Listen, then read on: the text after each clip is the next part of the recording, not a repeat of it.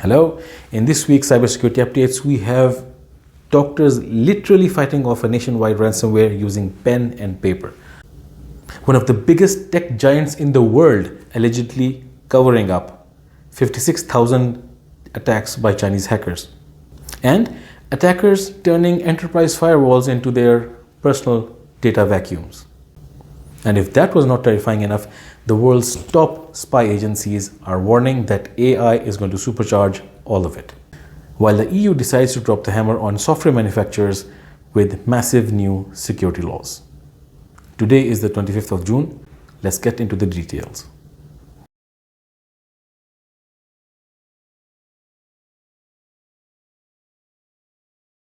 The FiveEyes Spy Alliance is warning that advanced AI models are at pace of outsmarting all cybersecurity controls in a matter of months, not years.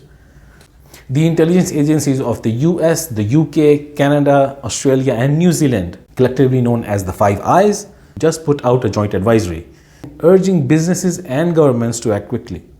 They are basically saying that the pace at which the frontier AI models are being developed, our assumptions about cybersecurity measures will be outdated very soon.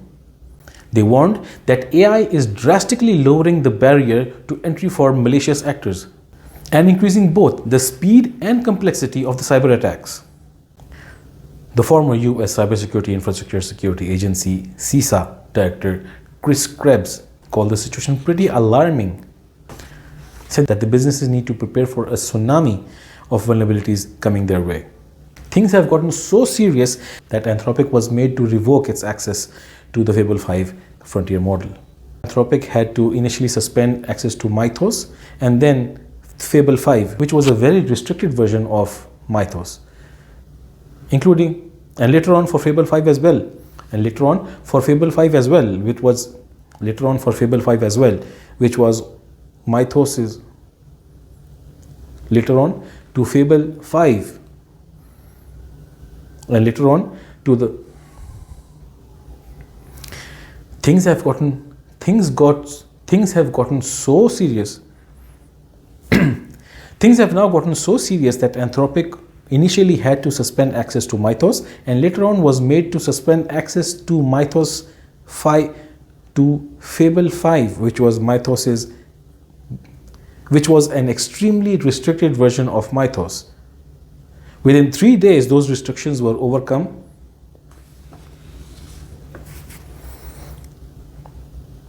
Within 3 days of release, the restrictions applied on Fable 5 had given way, and testers were able to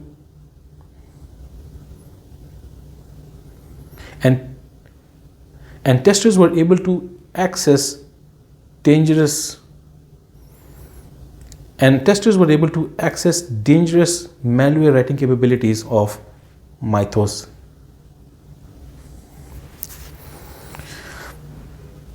At this point, I need to differentiate between Fable 5 and Mythos 5. Mythos 5 is the actual frontier model, which is extremely capable in terms of finding vulnerabilities and writing malware. Mythos can be extremely useful for security defenders, but the same capabilities can be used by attackers as well. This makes Mythos a very lethal double-edged sword. That's why it was immediately restricted. Fable 5 was a filtered version of Mythos, which was released to a limited set of partners, which included Microsoft, the Linux Foundation, Apple, and other large software developers. Mythos was able to detect critical vulnerabilities instantly in all major operating systems. Fable 5 was a restricted version of Mythos. Fable 5 contained filters and guardrails that did not allow testers to use the full strength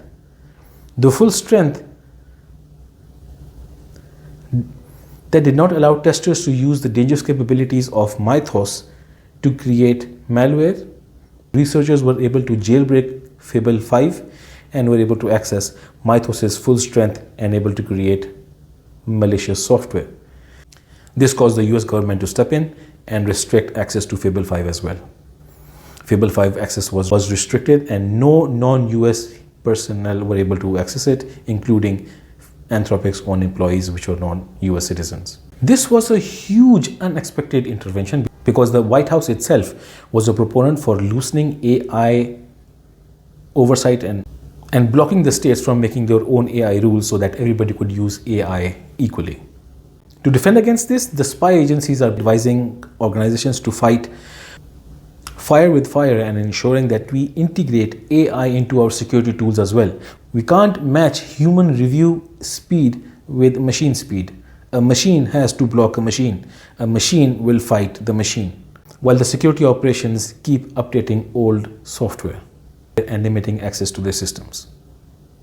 What if only a machine can defeat another machine?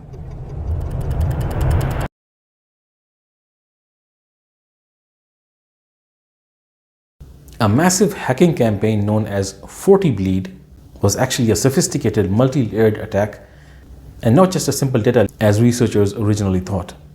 So originally the Fortigate story focused on 74,000 Fortinet device credentials that were found sitting in an open online directory. But a combination of reports from companies like Fortinet, Palo Alto, and SOCRadar has revealed the terrifying true scale of the operation. The campaign actually started back in February as a massive internet mass scan brute forcing attack. At first, the attackers were throwing everything at the wall, targeting technologies like Citrix SSL, VPNs, remote desktop webs, exposed RDP instances, and Microsoft SQL databases.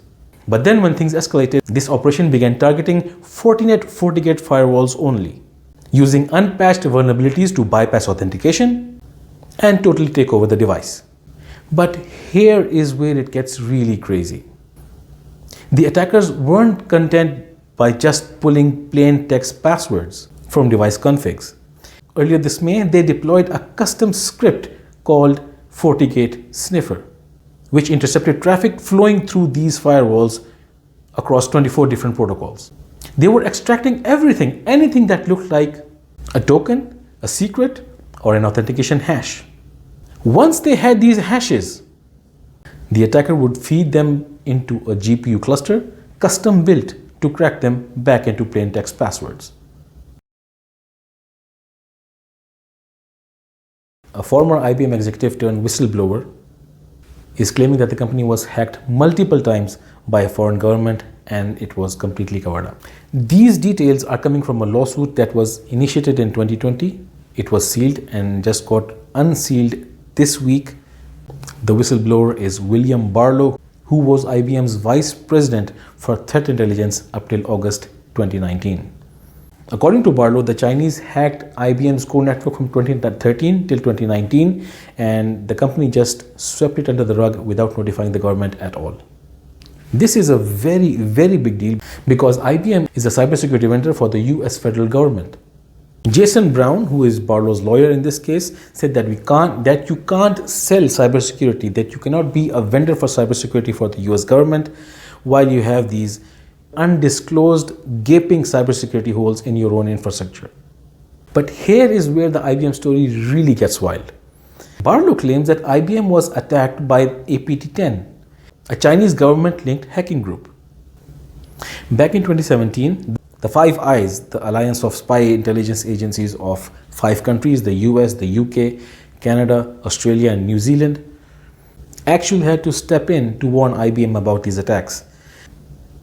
Once the FiveEyes intervened, it triggered an internal investigation that concluded that APT10 had potentially breached IBM's core network 56,000 times between 2013 and 2016.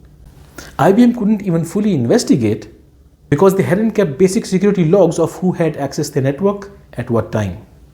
The lawsuit complaint mentions that since IBM and AT&T's networks are so archaic, hackers could actually roam around the network without being detected.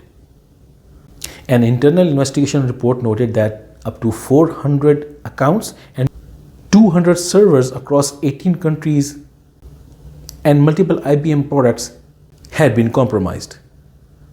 And it doesn't stop here. On top of the core networks, 2 additional startups that were acquired by IBM Trustier, that was acquired in 2013, and Truven, which was acquired in 2016, both were also breached in this series of attacks. According to Barlow, IBM failed to investigate or report these breaches. IBM spokesman Mickey Carver declined to answer any direct questions, saying that the US Department of Justice declined to intervene because they were confident that IBM did follow the law. IBM would like to respond to the lawsuit, but remember, William Barlow's lawyer is Jason Brown, JB.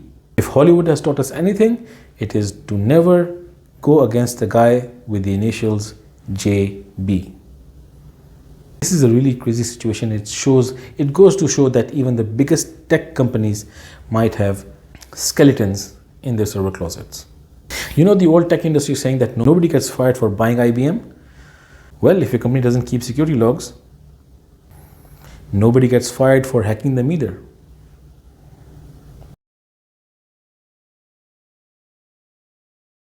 And finally, more than 100 Romanian hospitals had to pull the plug on the internet and switch entirely to pen and paper. So picture this. In February 2024, Romanian hospitals one by one start reporting system failures. The culprit? A ransomware strain named Back My Data that was scrambling patient data into absolute gibberish. The attackers had basically breached a Bucharest-based software company called RSC Software and were able to infiltrate a widely used hospital management system called Hippocrates. Now we are talking about a system that manages everything, that runs everything from lab tests, radiology, to pharmacy inventory and payroll. And as the hackers rapidly spread throughout the country's hospital network, Romania's national cybersecurity chief had to make a drastic decision, the sort of decision that you'd only see in Hollywood. He advised more than 100 hospitals to disconnect from the internet immediately. Now, cutting the cord stopped the hackers in their tracks, but it also meant no email, no connectivity, no digital patient data. Medical staff had to improvise. At the Carol de Vila Hospital in Bucharest, doctors began creating offline workarounds using Excel and asking labs to deliver results on physical paper, giving time and easing pressure on cyber investigators as they discovered that 26 hospitals had been successfully infected by the ransomware. The hackers demanded a ransom of 160,000 euros in Bitcoin. The Romanian government stood its ground, did not negotiate, neither did they pay a single cent to the criminals. Thankfully, because most of the hospitals had recently taken data, teams were able to restore the systems within five days. And most of the hospitals were back online, operating almost normally. But most importantly, and here is where the cyber heroics come in, there were 0 deaths and 0 patient harm was reported throughout this connectivity blackout.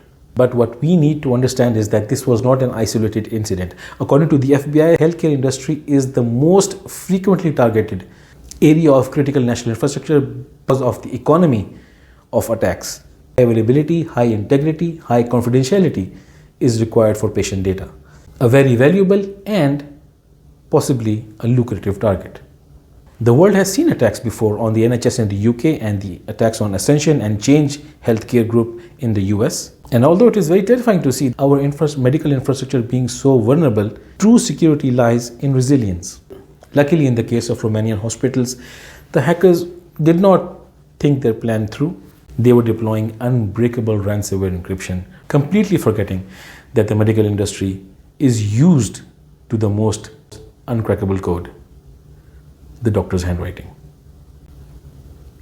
Having good contingency for IT and business operations makes the business resilient. But these contingency and fallback plans need to be practiced regularly so that they are second nature, that they are muscle memory, just like using pen and paper. Stay safe, stay tuned.